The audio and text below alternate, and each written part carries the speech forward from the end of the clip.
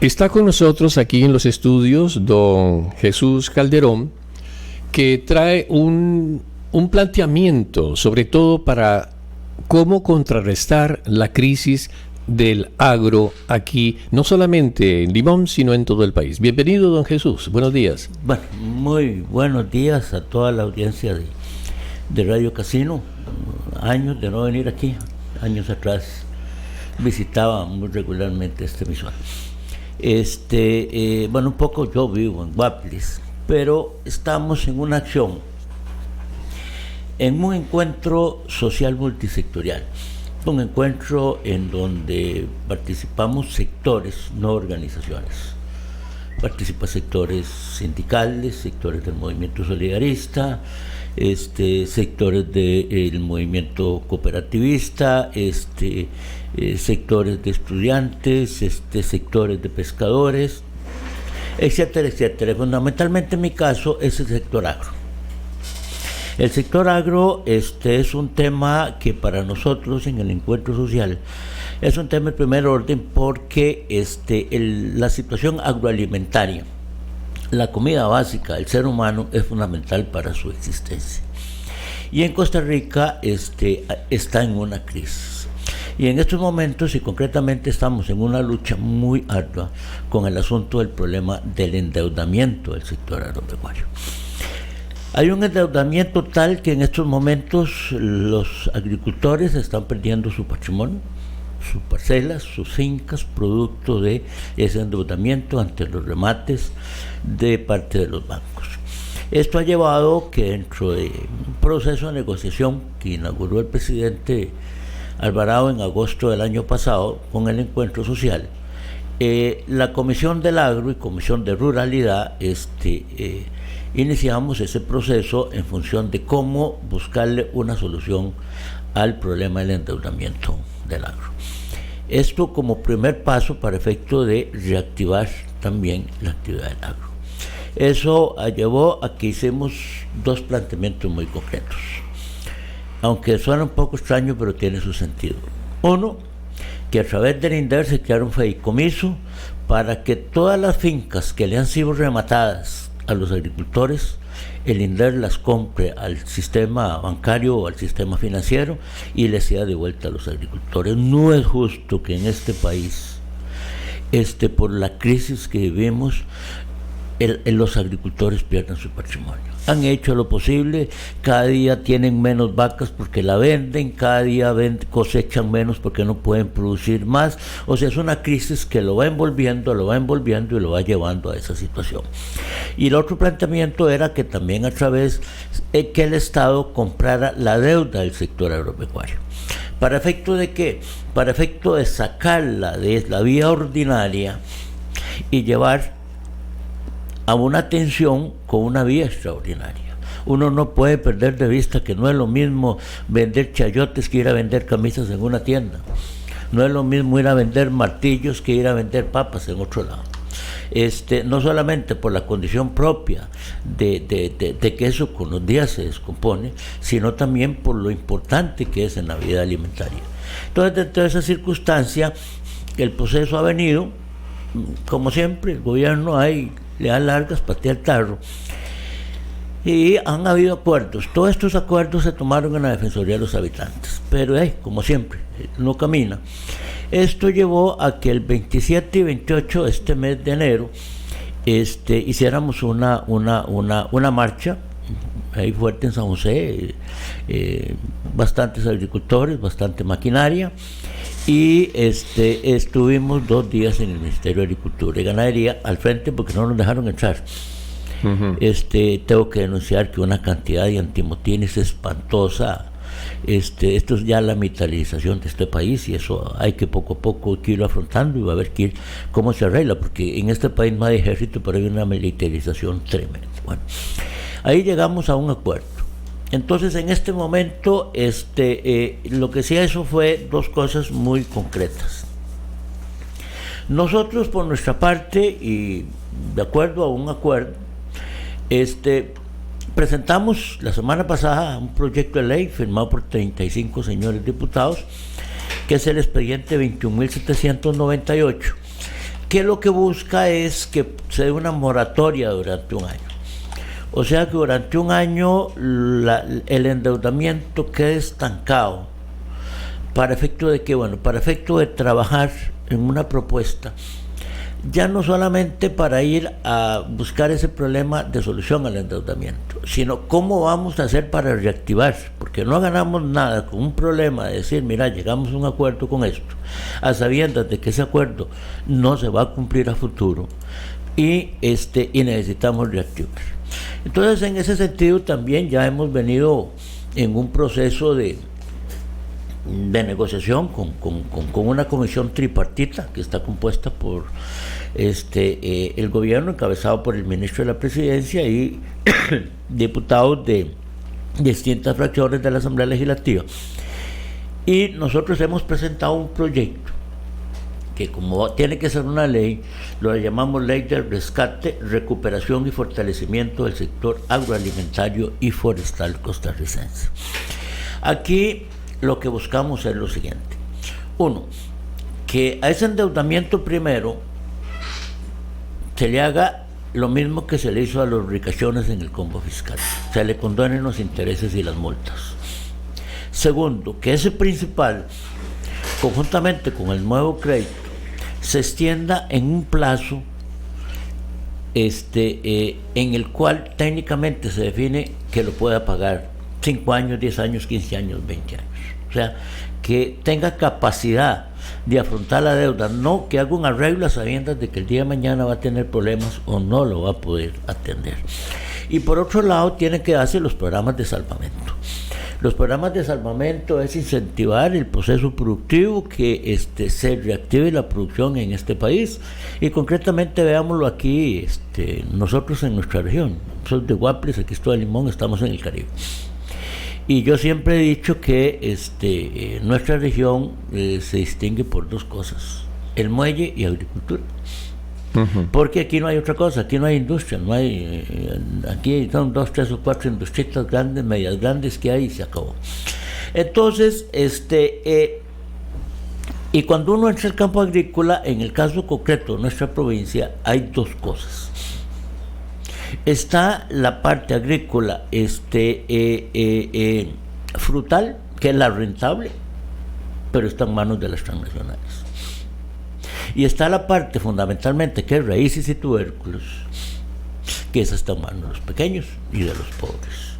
Y que la menos rentable es la que no tiene garantías de mercado, es la que va muchas veces con un sistema de exportación con grandes inseguridades. Y los que vivimos de la agricultura, yo viví 20 años de eso, corremos el riesgo que siempre que lo que se manda al extranjero no regresa la plata, no se paga, que el mundo que el pasado, y las inestabilidades del mercado nuestro aquí en este país. Entonces eso hace de que nosotros planteamos programas de salvamento en el cual también se puede afrontar otra realidad que comenzamos a vivir en el 2020, que ya es la entrada en vigencia en su totalidad los tratados de libre comercio, especialmente con los Estados Unidos. Entonces eso hace que, por ejemplo, las producciones de frijoles, de arroz, de papas, de cebollas, ya entran sin pagar aranceles. Entonces eso viene a una situación de total desventaja con los agricultores nuestros, que tienen que pagar IVA, que tienen que pagar impuestos, que cuando van a comprar los insumos o los agroquímicos a un local, tienen que pagar impuestos, tienen que pagar más ese IVA. Entonces resulta que todo eso hace de que, por ejemplo, en estos momentos, en Cartago, un quintal de papa, que la producción cuesta mínima 22,000 pesos, ponerlo y recogerlo, en el mercado van en 17, 18, 19,000 colones.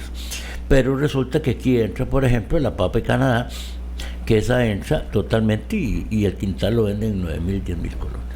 Entonces, aquí hay una situación, y que desgraciadamente tampoco esas cosas les llega al consumidor.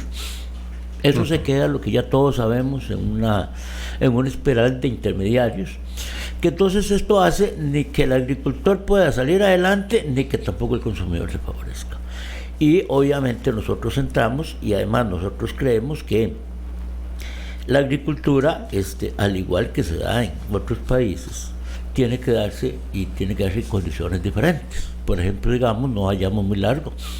Para la agricultura hay líneas que en Panamá la tasa es cero, no hay intereses.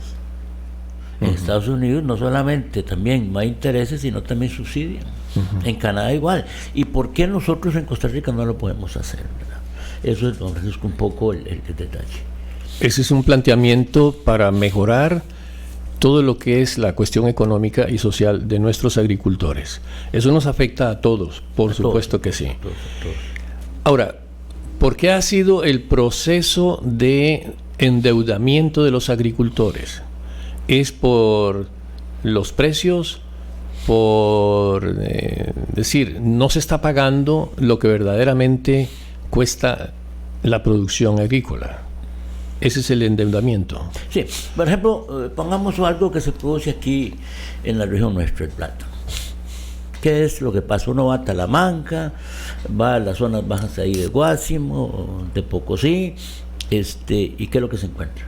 Usted se encuentra una cantidad de gente que llega con un carro a comprar el plátano. Ahí pagan a 50, 60 pesos el dedo. Pero resulta que cuando usted llega a un supermercado lo encuentra en 170, 200, 250 colones el dedo. Y yo tengo una experiencia no personal, pero sí la viví en un asentamiento que se llama Las Floritas, ahí en Jiménez, de Pocosí. Un agricultor llamado Chino tenía camote, llegó un señor y le compró el camote. Le pagó a 500 pesos el kilo de camote. Resulta que en el regreso a la calle principal, que son 300 metros, el señor que le compró el camote en 500 pesos lo sacó, lo pasó de carro y lo vendió a 1,000 colones. Entonces el otro perdió la mitad por 300 metros, porque eso es parte, digamos, de la vida diaria del agricultor nuestro, esa intermediación que lo mata. Pero también hay otra cosa que mata en este país. En este país, desde la primera administración de Oscar Arias, hay que decirlo con nombres y apellidos, con el principio de su presidente ejecutivo del Banco Central de que era más barato traer comida y vender fruta y vender postres, que es lo que se llama melones y frutas, se desmanteló todo el proceso de investigación en este país. Entonces, el Estado ya no le brinda investigación a ese pequeño agricultor para efecto de que de mejorar su semilla, fortalecer su semilla. Entonces tenemos de que actualmente también aquí tenemos esas semillas que ya están con los años superadas, llena de nematos, por ser una zona nuestra, por ser trópico húmedo, aquí el nemato es fundamental, y también tenemos el problema de que esos procesos de investigación hacen que la calidad y la cantidad, los rendimientos sean menores. Pero aquí hay que decirlo con claridad, don Francisco. Resulta que aquí, por ejemplo, nosotros en este país podemos ufanarnos que tenemos la mejor calidad de banano del mundo, y eso es cierto. Pero resulta que es Corban, y Corban es una corporación en donde el Estado tiene la mayoría de las acciones, y aquí en la región Caribe disfruta de las instalaciones públicas como son los del INTA. Y resulta que ese proceso de investigación, que es la que hace que produzca esa cantidad de banano, del Estado se la da a las transnacionales. ¿Y a qué nos ha llevado? Si las zonas más pobres de este país es donde hay bananeras y hay piñeras, y no vamos a discutirlo, no vamos tampoco a entrar en una discusión, dan empleo, pero en todos esos lugares la pobreza es terrible. Entonces, todo ese tipo de cosas hacen de que definitivamente tengamos en el caso nuestro en el caso de que la agricultura como tal en este país no tiene una decisión política de avanzar en un camino hacia un fortalecimiento. Pero resulta que sí lo ocupamos porque necesitamos comer arroz y frijoles, y porque si no nos morimos, ¿verdad? Entonces perdemos esa perspectiva. Ahí es, don Francisco, en donde está. Coger este endeudamiento, no estamos pidiendo condonación de deudas, no. Pedimos esto, pero meterlo en un programa de salvamento y en una acción realmente fortalecer, una acción productiva, que se convierta también en un elemento que le dé seguridad a la familia de los agricultores de que tienen una actividad que les también es rentable. Muchas gracias, don Jesús Calderón por su planteamiento y esperamos que las entidades gubernamentales que nos están escuchando y los agricultores pongámosle mente a esto para poder resolver esta problemática agraria que hay en el país. Muchas gracias, don Jesús. No, yo les agradezco mucho y le agradezco mucho a Radio Casino la oportunidad de poder realmente, estamos en un esfuerzo por enviar el mensaje de la lucha que estamos en función de que la creemos que no solamente es justa, sino es fundamental para la supervivencia de la familia costarricense y de la estabilidad alimentaria, que eso es lo fundamental. Entonces, muchas gracias. Muchas gracias. Vamos y regresamos con más. No importa si llueve, truene o relampaguee. Por mar, cielo y tierra, Radio Noticias Casino le mantiene informado porque usted merece estar al tanto de la realidad local y nacional. Aquí por la Reina del Caribe, Radio Casino 98.3. Por mar, cielo y tierra, Radio Noticias Casino le mantiene informado porque usted merece estar al tanto de la realidad local y nacional. Aquí por la Reina del Caribe, Radio Casino 98.3. 6:38. Tacón, que es miembro de presidente actualmente, en este momento, el presidente de Canatur, la Cámara Nacional de Turismo. Lo felicitamos, don Rubén, por este logro y pues nosotros queremos que comparta con nosotros todo eso que va a favorecer aquí en el Caribe que usted sea el presidente de Canatur. Buenos días, don Rubén. Buenos días, don Francisco. Buenos días a todos los que nos escuchan a través de este programa. Deseándoles que la están pasando bien, dándole gracias a Dios por el don de la vida. Y empiezo agradeciéndole, don Francisco, el espacio que me brinda en este programa. Efectivamente, de esta semana se efectuó la Asamblea General Extraordinaria y Ordinaria de la Cámara Nacional de Turismo, en donde en la extraordinaria se consideraron algunas reformas de los estatutos y en la ordinaria lo que se efectuó fue el informe de la presidencia, de la tesorería y de la fiscalía, y se procede entonces después de eso a la elección de la nueva junta directiva para el periodo 2020-2022. Y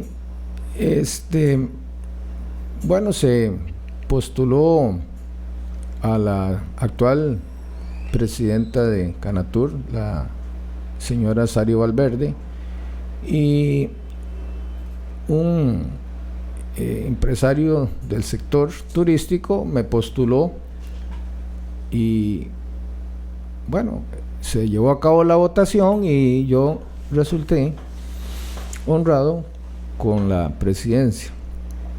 Pero déjeme decirle, don Francisco, que todavía no he asumido el cargo. Soy presidente electo, pero creo que es el 16 de marzo que se va a hacer el traspaso. Todavía la actual junta directiva sigue ejerciendo. Yo formo parte de la actual junta directiva. Tenemos la Cámara de Comercio, Industria y Turismo de Limón, representación en Canatur, que es la Cámara Nacional de Turismo, desde hace 4 años. Tenemos 2 periodos de formar parte de la junta directiva. Son periodos de 2 años. En una vocalía, desde hace 2 administraciones estamos aportando, colaborando, apoyando, participando en la Cámara Nacional de Turismo desde, repito, una vocalía. Y bueno, en esta oportunidad se nos da la responsabilidad de dirigir a la Cámara Nacional de Turismo. Y la verdad es que es una gran responsabilidad, porque estamos hablando que Canatur es la cámara cúpula del sector turístico. Y para que los que nos están oyendo entiendan cómo está conformada la Cámara Nacional de Turismo, déjeme decirle, don Francisco, que es una organización que tiene poquito más de 45 años, tiene más de 500 miembros, y conforman esta cámara todas las otras cámaras que tienen que ver con el turismo. Y entonces, por ejemplo, le voy a decir cómo quedó la junta directiva para que entonces tengamos una mejor idea de quién o quiénes conforman la Cámara Nacional de Turismo, porque, repito, es la cámara cúpula que integra todo el sector turístico del país. Entonces, la junta directiva electa, la recién junta directiva, quedó conformada de la siguiente manera. En la presidencia quedó la Cámara de Comercio, Industria y Turismo de Limón, representada por mi persona. En la vicepresidencia quedó la Cámara Costarricense de Hoteles, la CCH, representada por el señor Arnoldo Beche. En la secretaría quedó la empresa Rainforest Adventure, representada por el señor Nicolás Estato. En la tesorería quedó la Asociación Costarricense de la Industria de Cruceros, ASIC, por el señor Warner Loría. En la primera vocalía quedó la Asociación de Líneas Aéreas, el señor Carlos Granados. Y después hay 6 vocalías más. La Asociación Costarricense de Autos Rentistas, Federico Barquero. La Asociación Costarricense de Agencias de Viajes, Sari Valverde. La Asociación Costarricense de Operadores Turísticos, ACOT, Katia Valverde. Daniel Chavarría, representando a Futuropa. El señor José Tomás Batalla, representando a la Hacienda Michelin. Y el señor Hernán Himnoff, representante de la Cámara de Turismo de Tamarindo. Y en la Fiscalía, la señorita Joana Argüello, de la empresa Aventuras de Sarapiquí.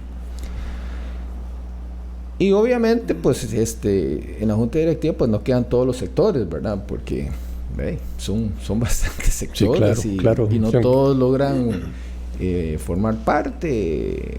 Por ejemplo, no quedó el sector de transportes, que es un sector muy importante, ¿verdad? Ustedes saben, por todo lado vemos unidades de turismo. No quedó, por ejemplo, los guías. No quedó Proimagen, no quedó la Cámara Costarricense de Restaurantes. Y en fin, es un sector muy, muy grande. En este momento nos atrevemos a decir que es prácticamente el sector más importante de Costa Rica. Es el sector que le genera al país la mayor cantidad de divisas. Para que tengamos una idea, el sector turismo genera más divisas que toda la industria de banano y piña juntos. Generamos más de 200,000 empleos directos y más de 400,000 empleos indirectos. O sea, tengo el honor y el privilegio de presidir el sector, repito, en mi concepto más importante de Costa Rica. Y déjeme decirle, don Francisco, que yo siento que este es un reconocimiento a todo el trabajo que ha venido haciendo la Cámara de Comercio, Industria y Turismo de Limón. Durante 4 años hemos estado participando en la Junta Directiva, haciendo aportes valiosos, dando ideas trabajando, poniéndonos, como decimos popularmente, la camiseta. Y entonces siento que es un reconocimiento al trabajo tesonero y, digo yo, honesto durante 4 años. Además, también siento que es un reconocimiento a Limón. Se está aceptando de parte de la industria turística de Costa Rica que Limón hay que potenciarlo. Limón es un diamante en bruto del turismo, pero hay que potenciarlo, hay que apoyarlo. Y siento que la Asamblea General nos elige con el mandato de sacar adelante esa tarea. Y finalmente, de alguna manera, también creo que es una manera de decir, queremos cumplirle a Limón, queremos de alguna manera corregir el olvido, de alguna manera nos han invisibilizado en todo lo que es el tema de turismo. El desarrollo turístico de Costa Rica, que es de excelencia, se ha dirigido a otros sectores. Y a Limón, de alguna manera, por circunstancias, a veces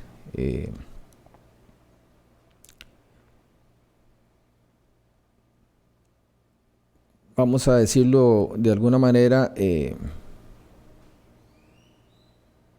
por circunstancias coincidenciales, no pienso que fue una política malintencionada, pienso que las cosas se dieron como se dieron sin que podamos achacar culpas ni responsabilidades a nadie. Pero es evidente que Limón no ha sido beneficiado del desarrollo turístico de Costa Rica. Porque el turismo en Costa Rica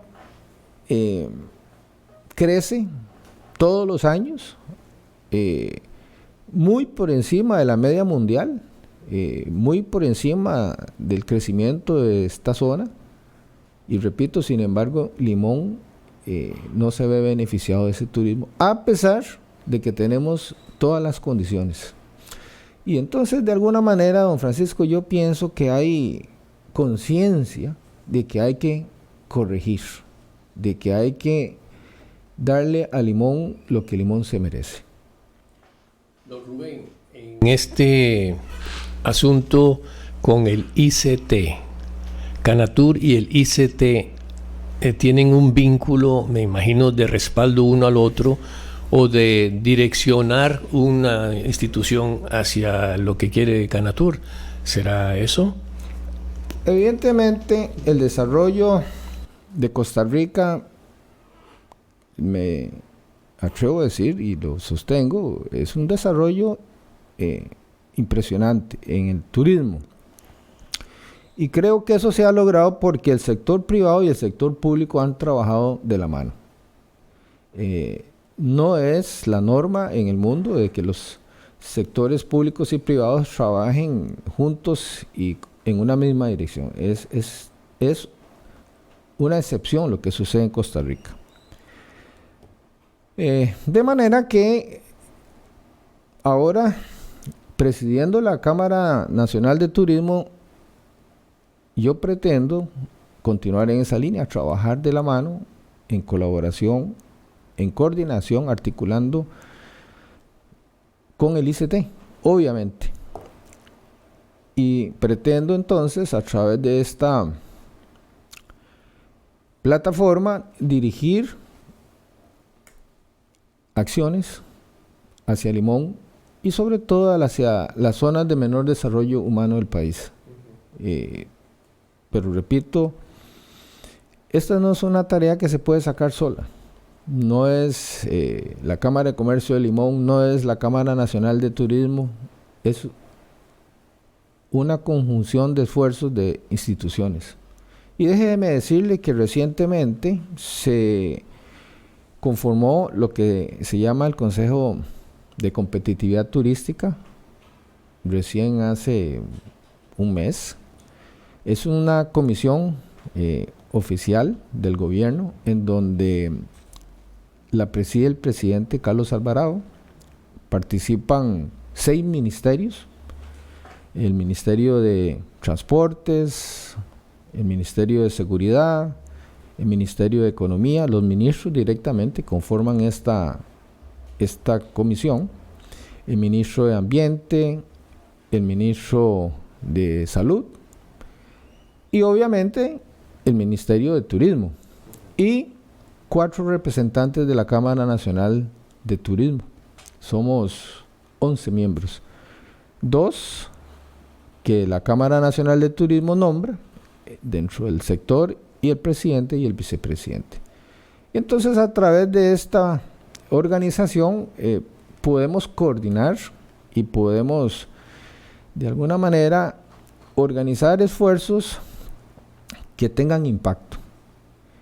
Eso se acaba de conformar y creo que es en reconocimiento a la importancia del sector. Este Consejo de Competitividad pretende entonces generar las directrices y las acciones para que el turismo se desarrolle en forma ordenada, planificada, y ahí yo también tengo interés en impulsar proyectos que vayan a generar el desarrollo del turismo en las zonas de menor desarrollo humano y obviamente Limón, y que estas políticas permitan que se generen empleos, que es al final lo que usted desea: generar empleos para mejorar el nivel de vida, la calidad de vida de sus habitantes.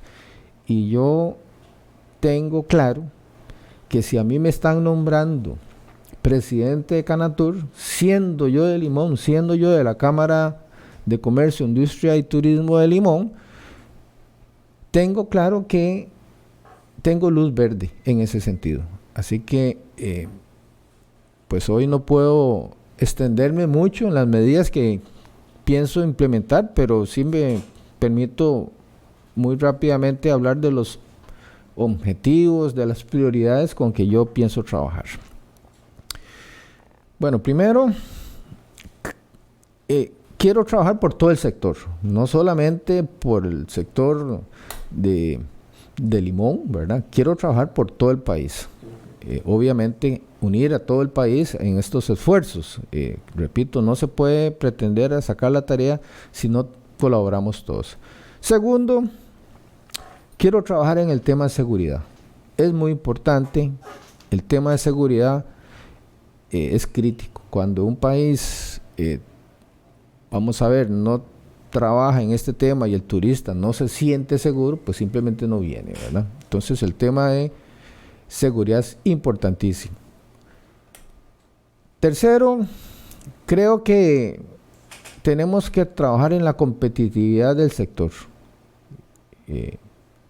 Estamos en una situación complicada económicamente hablando, difícil, y entonces tenemos que trabajar por la competitividad del sector para hacerlo sostenible. Quiero trabajar específicamente con las cámaras regionales de turismo. Están todas las cámaras de turismo regionales del país: Punta Arenas, Cartago, San Carlos, Guanacaste, etcétera, etcétera. Bueno. Y creo que quiero trabajar en la parte de la promoción del turismo. Ahí tenemos varias ideas en donde Costa Rica tiene que venderse. Costa Rica es un destino reconocido, pero hay que seguir trabajando porque se nos puede caer en cualquier momento.